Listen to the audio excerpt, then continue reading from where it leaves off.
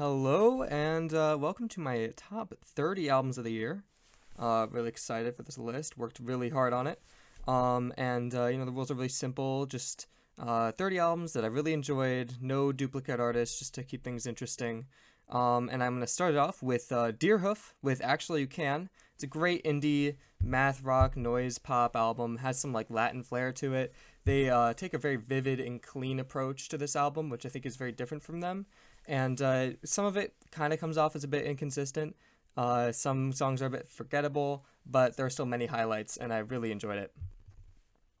At 29 is Lil Nas X with Montero, an artist that really needs no introduction. Of course, his marketing is insane. He has such a wide appeal, and it's full of bangers. Of course, that kind of wide appeal does kind of make the album a bit inconsistent. Some of the songs kind of fall flat, in my opinion.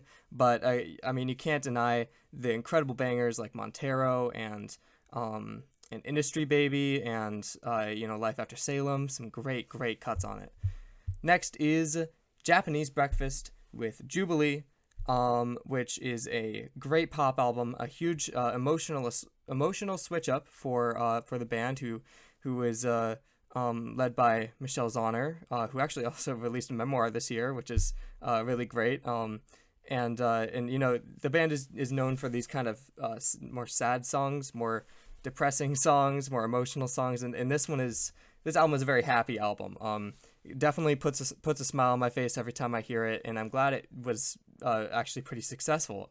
I've heard a lot of praise about this album, and I think it's all deserved.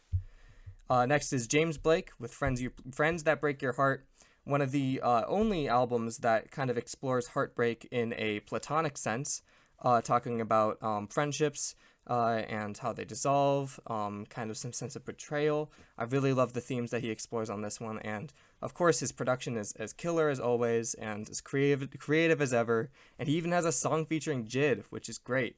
Love to see some Jid in more songs. Next is Billie Eilish with Happier Than Ever. I did enjoy her debut album quite a bit more than this one, but I still love a lot of the dance elements that she put in this one. It's a pretty inconsistent album. It's kind of all over the place, but still she reaffirms herself as probably one of the most exciting artists in the pop mainstream. My Future is just a stunning song. It's probably my favorite song by her. Up next, Lingua Ignota with Sinner Get Ready. Holy shit, this album is so hard to listen to, but when you do listen to it, it is so rewarding. Please check it out. It is a very painful album. I love the exploration of themes of abuse and of religious betrayal. Very, very interesting, and with kind of the news that has come out recently about her ex. It's that much more painful to listen to, but also that much more important. So I highly recommend you check this album out. It is incredible. Next is Lump with Animal. This is a supremely catchy pop album, alternative pop. It's very alien and surprising. Laura's vocals just soar over this like kind of twittering production from Mike Lindsay. This album is one that has made me really excited for future collaborations between the two. At 23 is Blue with the Color Blu. This is a very fun concept album from LA rapper Blue. He talks about the color blue, and he never runs out of steam, even though this album is more than 40 minutes long. Somehow he doesn't run out of material, and these songs are just full of amazing samples. They even cleared a Beatles sample somehow on one of the best songs, Because the Sky is Blue. Love that song. Absolutely love this album. Lucy Dacus with Home Video. It's sweet, nostalgic, lyrical alt rock. Similarly to a lot of her contemporaries like Julian Baker and Phoebe Bridgers. There's like these lyrical gems in like personality filled storytelling, and I definitely check this out, especially if you enjoy Phoebe or just singer-songwriter music in general. This one really knocked me for a loop. Up next is Weezer with OK Human, which shows Weezer going into a Baroque pop direction, which I think is the best idea they've had in 10 years. And I think the production on this record is surprising, and Rivers' lyrics are as quaint as ever, but over these like lush strings, it's kind of difficult to be annoyed at him, even though he definitely falls into these kind of lyrical roadblocks that he usually does. Injury Reserve with By the Time I Get to Phoenix. This is such a fun listen. It's not really an album I return to much, but the way that they're evolving hip-hop conventions and making these bold and risky choices, it's both exciting and very riveting. And, the death of Stepa J. Groggs has very clearly shook the band up, and it made for a very tragic, lost, and chaotic, incomprehensible spectacle. Highly recommend. Black Country, New Road for the first time. This is one of the many post-punk bands that are really making a name for themselves. I think Black Country New Road really sets them apart from the others, especially with the vocalist. I think the way that he sounds so apathetic and monotone, and then the song's crescendo, and he just starts yelling. I love it. It's a great gimmick. This album is so dark and fun, and I'm really excited for the next project. Next is Genesis Owusu with Smiling with No Teeth. This is a new upcoming artist from Australia, and probably had one of the most successful debut albums. He even really went in on this concept, which is I think very unusual, and especially unusual since it turned out so well. Very varied and interesting sound, and I'm so hyped for this artist. Number 17, JPEGMAFIA with LP. This is pretty much my introduction to JPEGMAFIA. I honestly wouldn't have changed a thing. This is his most solid and impressive release, and it's back-to-back full of bangers, and his production is disorienting as ever, creating some of these extremely hard-hitting, orgasmic hip-hop expressions, JPEGMAFIA, please spit in my mouth. King Gizzard and the Lizard Wizard put out LW, which is the third album in their series of microtonal experiments. It's a sister album to last year's KG, and I think they improved on all fronts. This doesn't really mark a stylistic switch up that a lot of other King Gizzard releases do, but they're consistent as ever in both songwriting and performance. Brockhampton put out Roadrunner, New Light, New Machine. Brockhampton never fails to impress me. They're creating these hip-hop and pop bangers with killer performances and exciting ideas that you can only get from a super group of such talented musicians. And to add gas to the flame, they have features pretty much for the first time. And, with big names like A$AP Rocky, Danny Brown, JPEGMAFIA, and while the album is as scattered and slippery as most Brockhampton releases are, this is, the consistency is just undeniable. At 14, Converge and Chelsea Wolfe with Bloodmoon 1. I'm not one to really enjoy metal music. I don't know if it's the instrumentation, the vocals, or the mood, the topics, but I just have never really gotten into metal music, and I've always been searching for this album that kind of like, oh, I get it, I understand metal music now. And while this album might not be that, it is still, I think, the first metal album that has gotten me this excited for the genre. I know it wasn't received that well in the metal community. I know it got decently positive reception, but for me it's kind of it marks an important album because nothing has gotten me as excited for metal as this one. So I'm really looking forward to really deep diving into Converge's discography, seeing if some of their other releases connect with me, because I've for a long time now I've been searching for metal artists to really get into. At 13 is Donda by Kanye West. Now I full well know the faults of this album. It's an hour too long. Some of the songs have these baffling choices that are just terrible, and every misstep is made 10 times worse by the endless, tiring, and demeaning discourse about Kanye as a person, a figure, and as a musician. But looking beyond that, Donda has honestly brought me some of the most excitement and joy out of every hip-hop release this year. It has undeniable hits, incredible, unforgettable moments, and most of all, it's created an event to really bring people together. A lot of people have talked about how the album's portrayal as a living, breathing artistic expression is very similar to what he kind of did with The Life of Pablo. But here it seems a lot more personal, a lot more individual. You can connect that to the fact that he released the like Donda stem maker, and it seems like he's kind of really pushing people to make their own versions of the album, which is a controversial decision in itself. But Rough Criminal did a video about this. I think it's really interesting. I'll link it down in the description below. It kind of talks about this a lot, and I think he made a lot of great points. So I definitely check that out. But yeah, Donda, even though it's a very controversial pick, I do think it deserves to be on this list, especially my list. I enjoyed Donda quite a bit. At number 12 is Remi Wolf with Juno, who is definitely by far my pick for the best new artist of 2021. A lot of her songs this year that she put out just absolutely floored me. Her pop sensibilities are so much seem so much better than like a lot of the big name pop artists right now. And she has this stunning vocal talent. Her voice has so much emotion in it. It's incredible. And Juno as an album, it's so fun. It has so much variety. It is very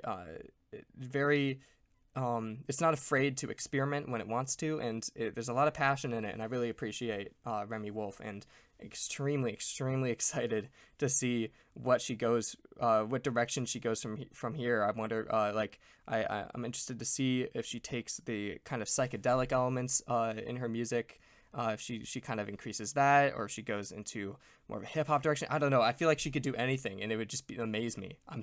She's just, I don't know. Whenever I talk about Remi Wolf, I just light up. I get so excited. Number 11, Tyler the Creator, Call Me If You Get Lost. This is Tyler's return to a predominantly hip hop sound, and it's elevated by the kind of what he's learned over his past two records, Flower Boy and Igor. I feel like he's really elevated his sound. The DJ Drama ad-libs are hilarious. I can't believe some people don't like them. They're such a great touch to the album, and the themes of travel and of discovery are refreshing, and he just doesn't miss.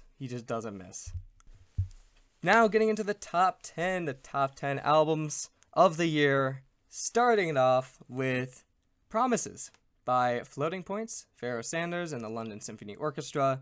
This is probably the biggest black sheep in my list. It's completely instrumental. It's a neo-jazz, contemporary classical, ambient. It's like 9 movements of this one melodic motif that just repeats over and over, but they keep adding stuff, and it's just so meditative. It's beautiful. There's an insane crescendo in one of the movements. Just please check it out. It is so beautiful. If you have 43 minutes to just sit down, relax, maybe get some nice tea, close your eyes, and just absorb this album, you won't regret it. It's one of the best experiences I've had this year. Number 9, Spelling with The Turning Wheel. Spelling is an artist that I think had a lot of deserved recognition this year, especially after critics certain critics, namely Fantano, kind of went insane over her newest release, and they are completely right to do so, because this album is so damn good. She pulls off the impossible, creating this immaculately produced, whimsical, theatrical masterwork as some of the most creative production choices and convincing, unique vocal performances of the year. And for an artist as small as Spelling, this is pretty much an impossible feat, and I can't get over the fact that she achieved it. Number 8 is Arca with Kick 3. I have no idea what this album is. Admittedly, I haven't listened to it a whole lot. It just came out about a month ago, and even after a handful of listens, I've given it. I've never heard music like this. It's erratic, spiky, abrasive, elusive, downright, definitively bursting with creativity. I feel like this album is alive, and every time I put it on, it's just like stabbing me with these like needles that both hurt, but also make me want to go to like a packed club and like lose my fucking mind. Thank you, Arca. Thanks. Number 7, Silk Sonic, An Evening with Silk Sonic. This album is smooth as hell. The charisma, the style, the sexiness, the sweetness. Anderson .Paak and Bruno Mars just lather the listener with on this classic soul and R&B throwback. It's addictive and claustrophobic. I wish this album was just like a bit longer and maybe a bit more aware of its goals, but regardless, An Evening with Silk Sonic is probably the best evening I've had this year. Number 6 is Porter Robinson with Nurture. This album is beautiful and downright inspiring. I have never been inspired by an album this much, especially this year. It's electronic, but it feels so human, so like natural. Just like the album cover, it really represents the album a lot. The grass in the album cover is very synthetic, but it's so warm, very inviting, happy, emotional. It's this album, when I first heard it, I definitely loved it, but ever since, it's just grown on me exponentially. And most of the songs on it, I've already developed a very sizable emotional attachment to, and the ease of which that Porter can create these songs that can hold so much meaning, and can easily hold that much meaning, is just a testament to how good he is at crafting these incredible hooks and breathtaking sonic soundscapes. I love this album to infinity. This is an amazing album. Number 5, Black Midi, Cavalcade. Out of all of the crazy, insane rock albums to come out, Black Midi just really takes the cake. They have made this indescribable prog rock opus. Every song on this, John 15, Diamond Stuff, Hogwalk and Balderdash, Descending Forth, Slow. Come on, this album is fucking amazing. It's indescribable. It just blows my mind every time I hear it. It's like a hammer just hammering into my brain. Just like, this album's incredible. I don't know if that, maybe I'm being a bit dramatic, but yeah, this album's great. Number 4, Little Simz, Sometimes I Might Be Introvert. This album is a lush, gorgeous, immaculately arranged, and eclectic group of expertly crafted tracks.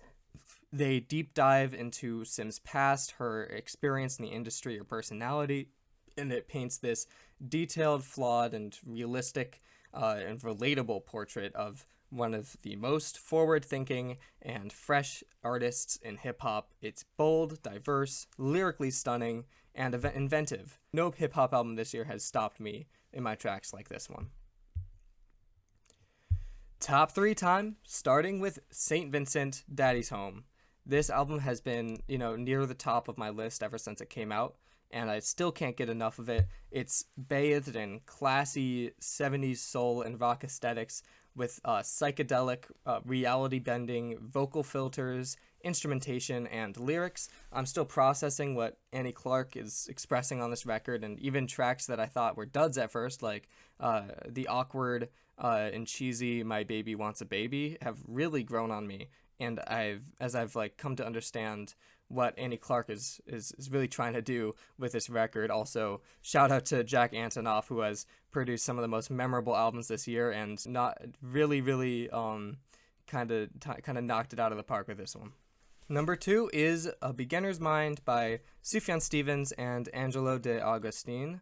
Wow, this album surprised me, especially after last year with Sufjan dropping The Ascension, which was my album of the year 2020.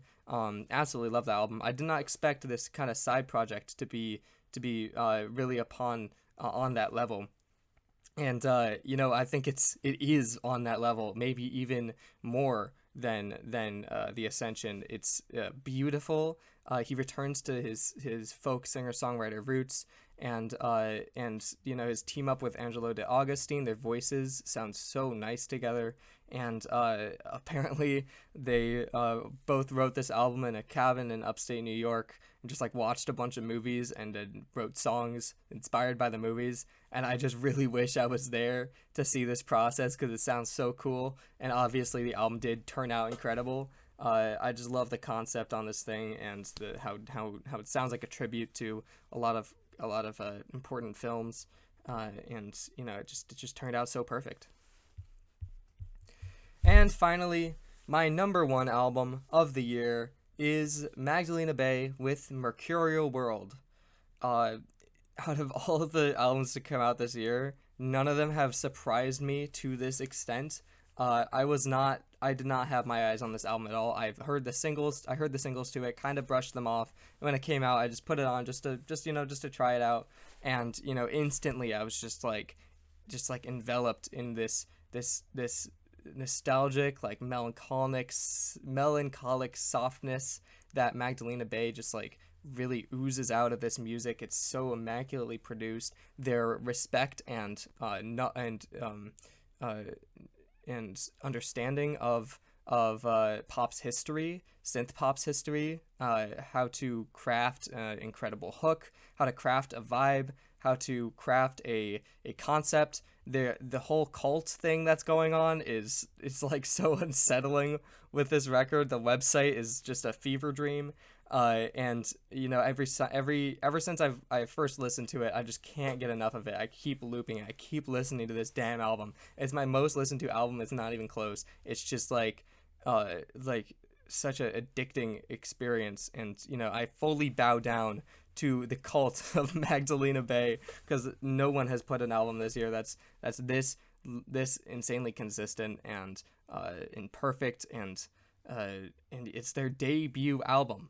This is their first album. They're not even done. I mean, hopefully they go to bigger and better things after this release. But you know, this is one of the most defining, perfect listening experiences I've had this year. And that closes off the list. I hope y'all enjoyed.